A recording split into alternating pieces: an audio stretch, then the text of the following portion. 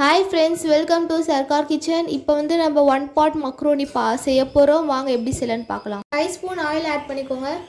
100 gram மக்ரோனிக்கு வந்து 3 onion 3 tomato வந்து ஆட் பண்ணி, tablespoon ginger garlic add பண்ணிக்கோங்க.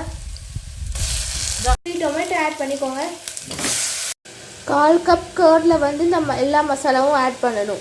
Chilli powder 1 table spoon, turmeric spoon, 1 table spoon மசாலாவும் இதில் ஆட் பண்ணிடணும். ஃப்ரெண்ட்ஸ், இங்கே பாருங்க, மசாலா ரெடி ஆனதுக்கப்புறம் இந்த ஒயிட் சன்னா வந்து ஆட் பண்ணிடணும். மக்ரோனி வந்து 2 நிமிஷம் தண்ணியில் ஊற வச்சுடுங்க. எந்த கப்பில் மக்ரோனி எடுக்கிறீங்களோ அதே கப்பில் தான் நீங்கள் வாட்டர் வந்து இதில் ஆட் பண்ணணும். 1 கப் மக்ரோனிக்கு வந்து 1 கப் தண்ணி ஆட் பண்ணிடணும். சால்ட் ஆட் பண்ணிக்கோங்க. பாருங்கள் ஃப்ரெண்ட்ஸ், வாட்டர் பாயில் ஆகிடுச்சு.